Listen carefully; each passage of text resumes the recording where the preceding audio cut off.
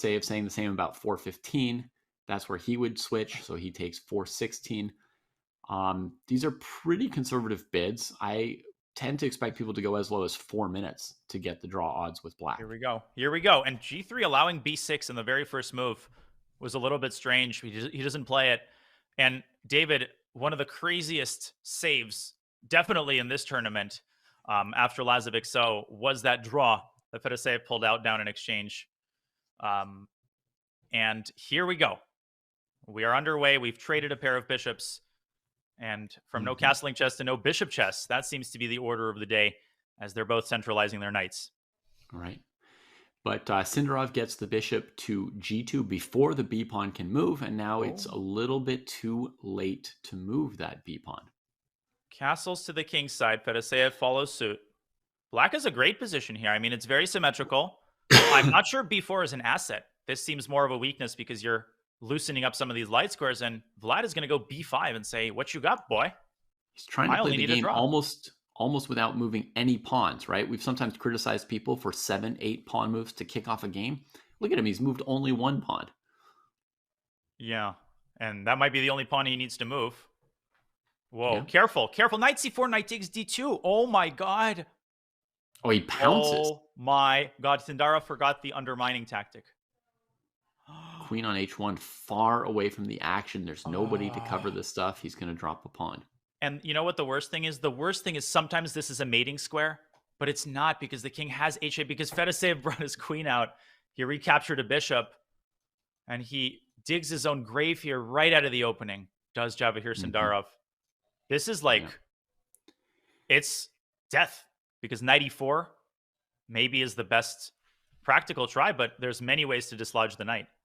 Yeah, it's pretty heavy. I mean, bear in mind that black has draw odds here. He doesn't need to press or win any endgame. Any endgame of like a position of strength, he can just not press too hard. Also, white's entire 45-second time advantage disappeared in reacting to this move. In fact, double it. So now black is up 40 seconds. I would not necessarily rush to take on C2. Look at him. Yeah, and he just says, I don't need that pawn. He wants to avoid the complications, and he's up on time. Vladimir, he just needs to keep his nerves in check. He is his own opponent right now. Yeah. Sindarov's got to do some magic. We saw a similar situation, I would say, opening disaster-wise. Like the scope of this disaster is kind of comparable to Jan's game against Bortnik that he won in the second game despite a similar disaster. He eventually turned it around. Yeah. It's fun. Objectively, that one might have even been worse for Nepo, but there were more pieces on the board. And of course, there he was at some point thrilled with the draw. Here, pieces are getting traded, pawns are hanging, and tears might be flowing for Javahir Sindarov soon enough. Yeah, somehow it's not easy to play the psychological situation from black side sometimes, right? You don't know like how cautious is overcautious. You're like, I don't need a second pawn, and then you're trying to tamp down anything interesting and you end up making concessions maybe. It's a little tricky.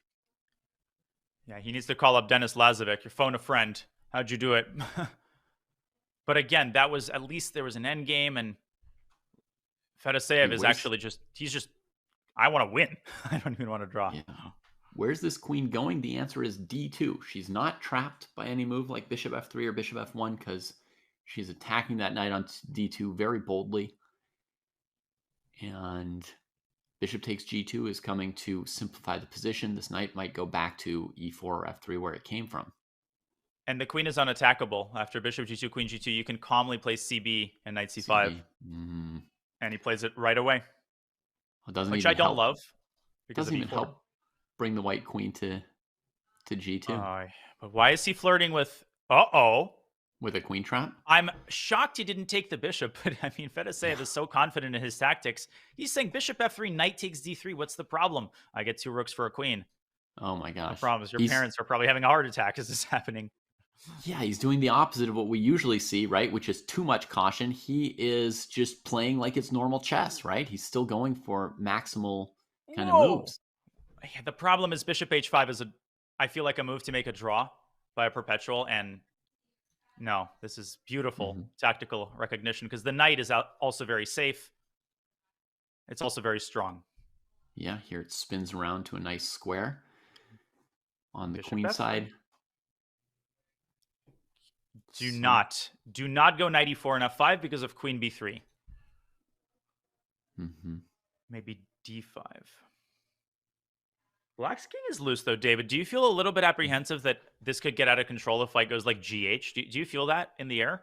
Yep. I'm always apprehensive, though. One of my weaknesses. That's a strength, a sense of danger. I would consider like b5, rook b6. Wow, you nailed it. b5. e5, and Sandarov is like, wait a second. He's got some pressure. I can't believe he's made it this far. Yeah, he's got to be feeling pretty good about it as well, Danya. Like just that feeling like maybe anything could happen. I just don't feel like he has enough fuel. Like even rook takes d2, which I would never play, but black has so many extra pawns, actually 2 to be specific, that you've got that material cushion. They could all drop. Our rook f8 is really badly placed, and that is what's dragging us down at the moment. It's got to get in on the action. Whoa. What the heck is queen c5? Where'd that come from? I would play h6 here. I mean, h6, king h7, though, is a total blockade. And 1 minute with no increment, let's not forget. No increment in Armageddon. Yeah. Okay, hits the e7 pawn in another way. I'm kind of holding my breath here for Fedoseev. Yeah. Queen d4, there's bishop e4. Wait, can you take on e4? He does. But at the end, you got to be careful. I've kind of been wanting to play rook to c8 this whole time, but okay, he grabs the pawn. White takes on g6 at the end of the line. You have rook e6, though, I think. You have rook e6. No. Now it's lost. Okay, does not trade the final piece, does not take the g-pawn. It's a fortress.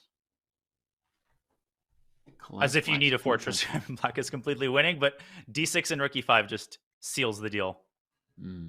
Or this. And he might just, well, still trying, still fighting, still hoping, still praying. At this point, you're just praying for a mouse slip of some sort. Yeah, I mean, it's no increment. It's the only game in this event that is no increment is the Armageddon. So Fedoseev has to be careful to keep some time on his clock, or he can get blitzed out regardless of the position.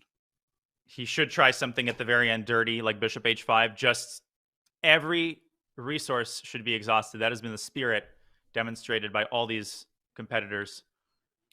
Yeah. Knight d5 would be a blunder because of queen b2. And he blunders queen e3. Oh, God. And e7. And he has to play e5, which is apparently the only move. He will lose like all of his pieces if he allows this. Wait a second. Can he go rook e4 and rook e6? No, white has f3. Queen e7, white's winning. c6. Oh my God. Fedoseev's losing. Unbelievable. How many seconds does Javokhar have left? 24. Maybe not enough. Maybe.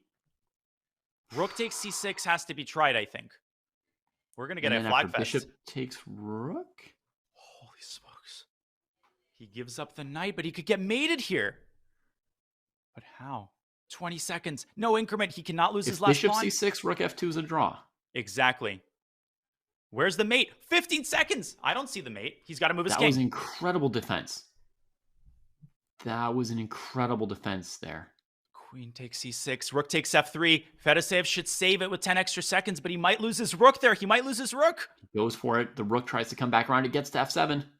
Oh, this is going to be close. Oh, it doesn't go to f7. That's risky. Don't get forked. Don't get forked. Where is it? I don't think he's going to make it. I don't think he's going to make it. He's not going to make it. Rook e6. Oh, my Lord. 3 seconds. No increment. He's got to start pre-moving. It's not fast enough. And Fedoseev wins the queen. Rook c5. And we have and he'll save the game. After giving a heart attack to each and every one of his fans, he can't look at that position. Yeah. He can only stay hydrated. Yeah. But yeah, he is going to Weisenhaus. He's going to Weisenhaus, minus perhaps a few fans or family members who may have just died in the last 30 seconds. My God. By hook or by crook. He did it without his queen. He almost did it without his king. But Vladimir Fedoseev lives to tell the tale, and we take our hats off to Javahir Sindarov. He might have been the only one who didn't give up. And yeah, he cracked a smile. You earned it. And oh my God. That was dramatic. He found the only way, the only fork he could allow. Yeah. And Sindarov seized on it, but just not enough time, given the no increment. Vladimir kind of cruised day 1 and day 2, but